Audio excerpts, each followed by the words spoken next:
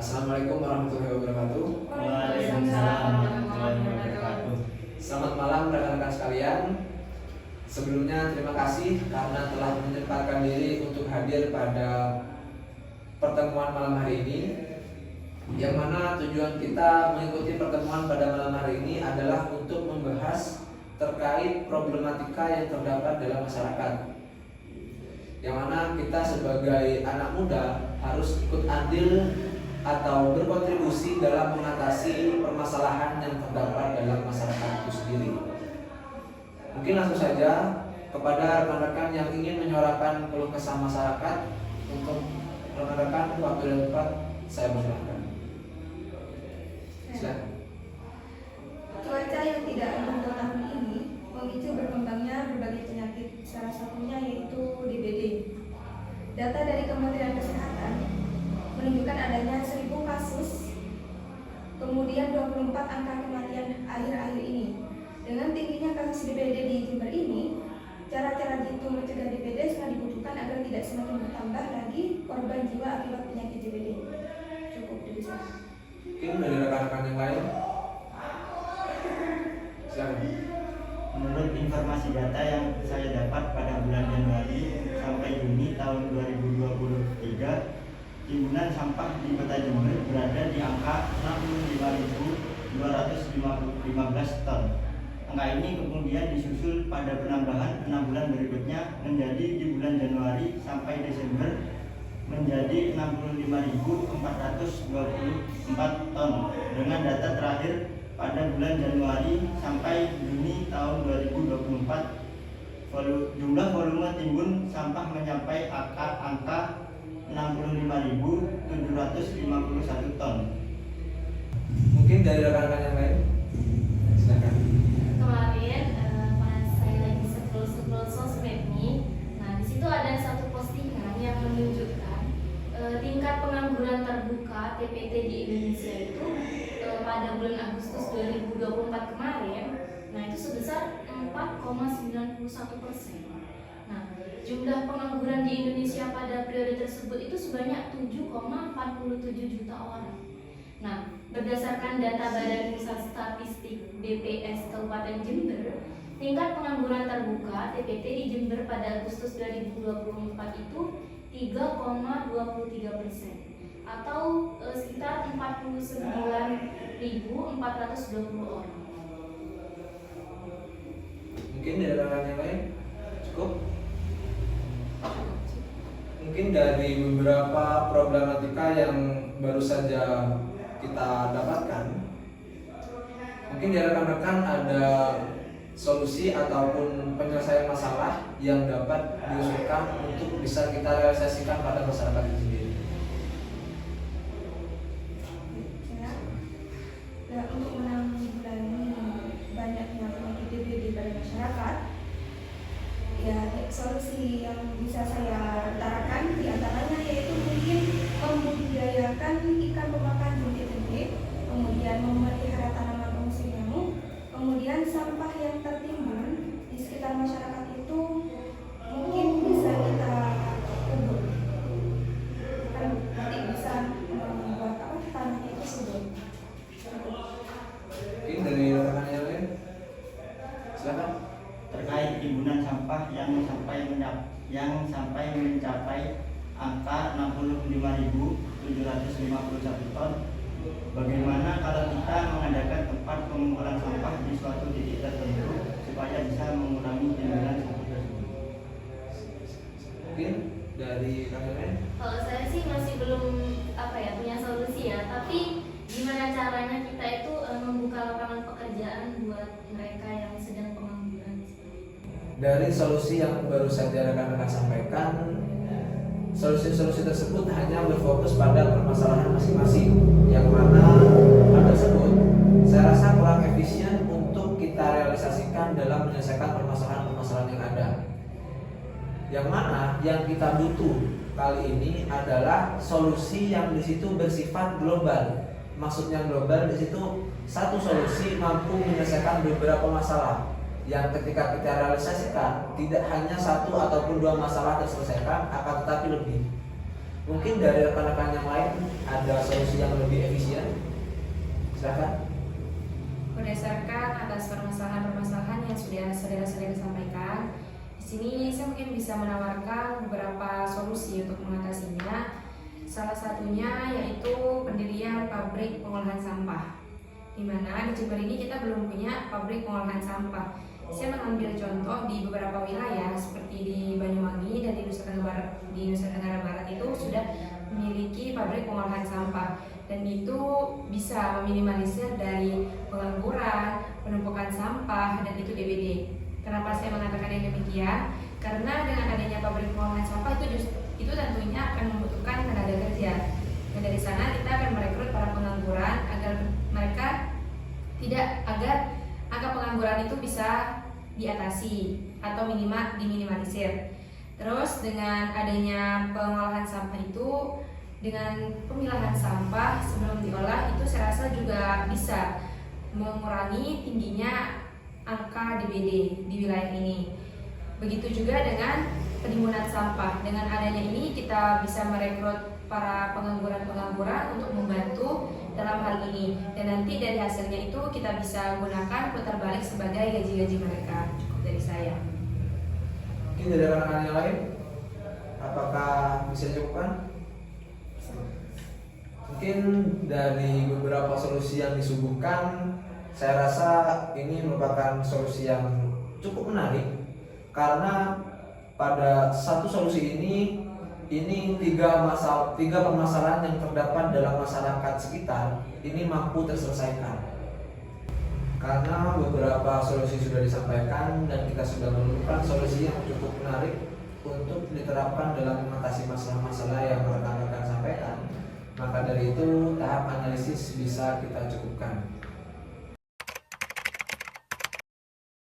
Baik, pada tahap kali ini kita akan membahas terkait langkah-langkah yang akan kita gunakan dalam merealisasikan pabrik daur ulang sampah, yang dimana langkah-langkah yang dimaksud di sini merupakan runtutan kegiatan yang akan kita gunakan dalam mendaur ulang sampah. Mungkin dari rekan-rekan sekalian ada yang ingin mengutarakan pendapatnya atau memiliki ide ataupun masukan terkait langkah-langkah yang akan kita gunakan dalam mendaur ulang sampah. Baik, gimana? Mungkin kita melakukan pengumpulan dan penyimpanan sampah daur ulang dulu. Jadi masyarakat itu kita memberi pemahaman pada mereka untuk memilah sampah organik sama non organik. Kemudian setelah itu setiap sampah yang ada di masyarakat tadi kita simpan di bank sampah. Oke, jadi pengumpulan. Terus mungkin dari rekan-rekan yang lain? Baik, dipersilakan. Selanjutnya itu ada tahap pencucian, di mana selesai pengumpulan kita bisa melakukan pencucian. Untuk setelah itu kita bisa tahu gitu ini mana yang bisa kita daur ulang sama yang tidak bisa didaur ulang, bahan mana yang cepat terurai sama yang tidak cepat terurai. Kemudian setelah itu ada pencacahan, karena mesinnya kita akan gunakan itu belum memiliki kualitas yang tinggi, jadi harus ada proses pencacahan terlebih dahulu. Itu dengan mengecilkan sampah-sampah itu terlebih dahulu sebelum akhirnya diolah atau didaur ulang. Dari rekan-rekan yang lain?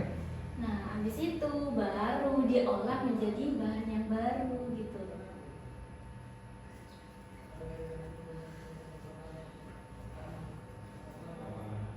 Mungkin ada tambahan atau bisa dicukupkan? Ya. Silakan. Selanjutnya yaitu dengan pembuatan produk baru, menjadikan hasil sampah yang sudah didaur ulang menjadi produk baru yang sudah dimanfaatkan. Mungkin dari beberapa usulan rekan-rekan yang terkumpul di sini terdapat 5 langkah-langkah, yakni yang pertama pengumpulan dan penyimpanan, pencucian, pencacahan, pengelolaan dan pembuatan produk baru. Mungkin ini langkah-langkah yang cukup efektif untuk kita gunakan dalam mendaur ulang sampah. Dari langkah-langkah yang terkumpul, kita akan lanjut pada tahap selanjutnya, yakni tahap pengembangan.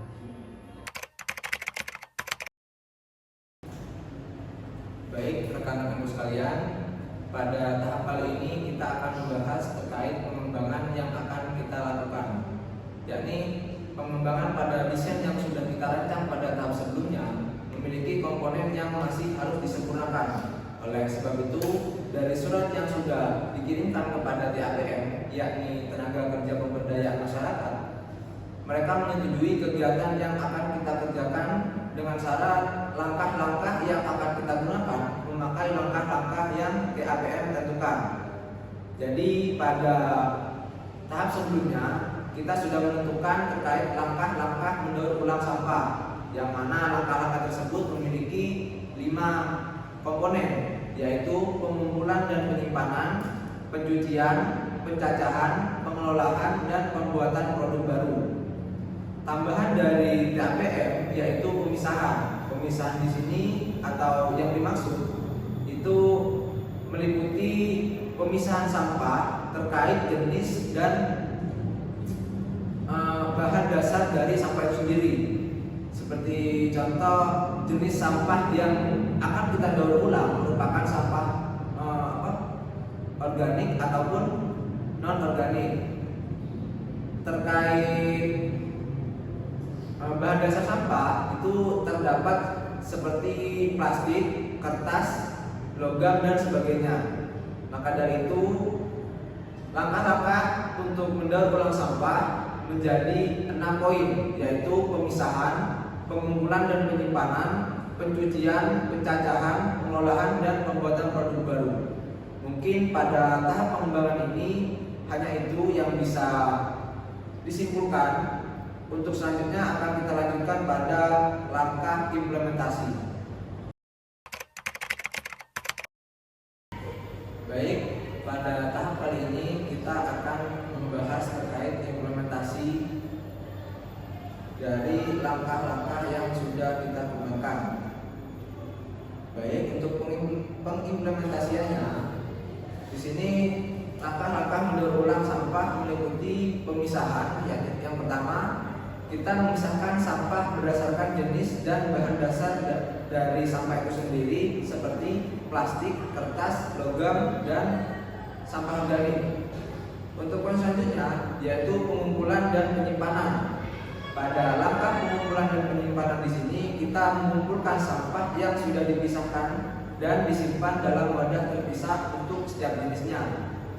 Untuk selanjutnya langkah pencucian. Langkah pencucian di sini kita mencuci sampah untuk menghilangkan kotoran dan sisa bahan lain yang tidak dapat didaur ulang. Intinya pada langkah ini kita membersihkan sampah sehingga sampah itu bisa kita daur ulang lagi.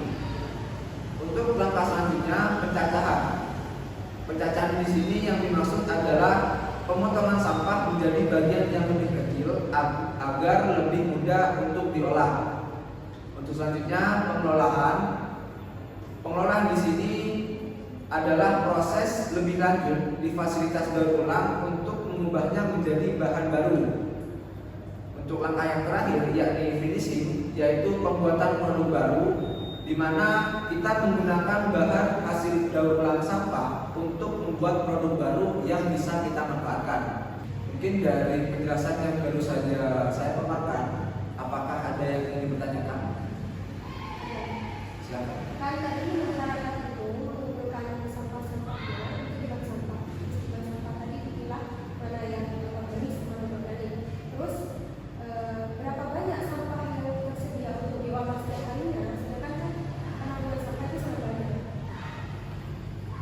Baik, jadi karena kita juga masih gerakan awal, mungkin bisa kita batasi untuk pengelolaan sampah setiap harinya itu menjadi 5 ton. 5 ton setiap hari. Jika pada setiap harinya terdapat sampah yang di situ melebihi dari batas penampungan kita, maka di situ kita kumpulkan terlebih dahulu di bank sampah itu tadi. Mungkin dari rekan-rekan yang lain, silakan. Berdasarkan apa yang telah dilakukan terkait tentang pemisahan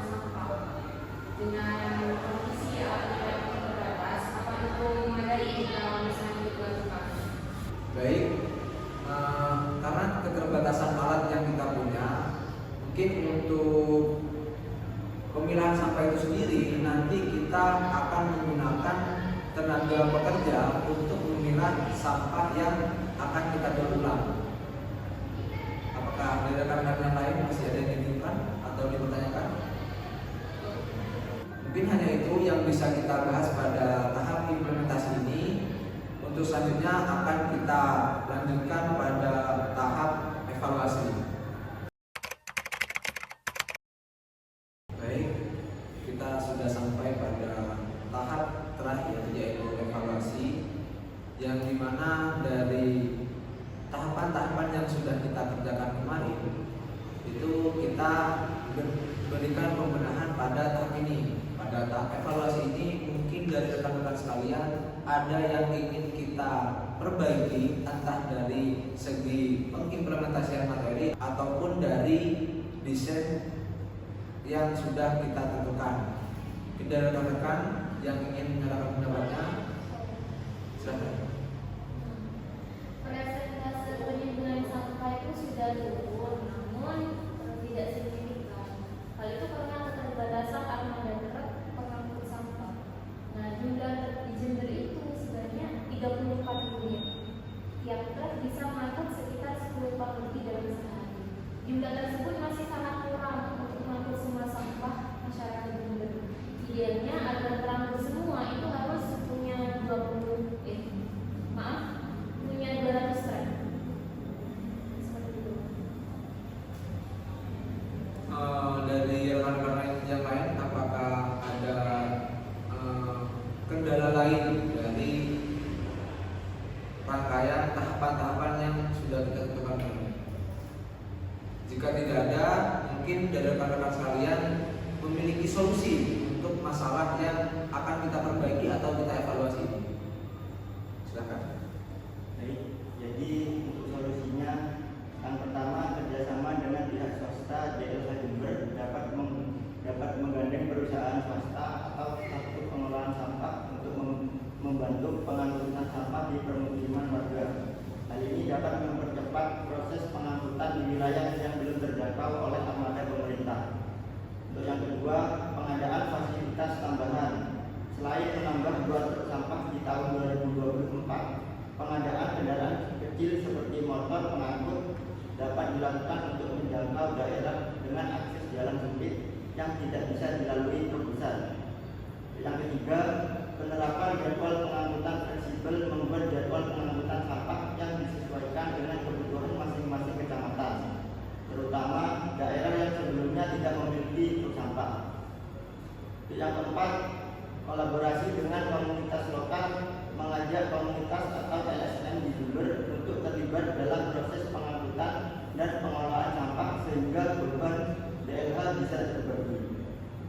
Dengan langkah-langkah ini diharapkan masalah pengelolaan sampah di Jember dapat lebih teratasi meskipun ada kekurangan armada dan fasilitas. Mungkin dari rekan-rekan yang lain ada solusi lain atau penambahan. Jika tidak, bisa kita sepakati bahwa untuk solusi terkait problematika yang ada pada desain yang sudah kita tentukan, yaitu yang pertama, kerjasama dengan pihak swasta, pengadaan fasilitas tambahan, penerapan jadwal pengangkutan fleksibel, dan kolaborasi dengan komunitas lokal. Mungkin hanya itu yang bisa kita bahas pada evaluasi kali ini. Dan sebelumnya terima kasih kepada rekan-rekan yang sudah mau berkontribusi dalam menyukseskan acara untuk pengembangan masyarakat ini. Sekian dari saya. Assalamualaikum warahmatullahi wabarakatuh.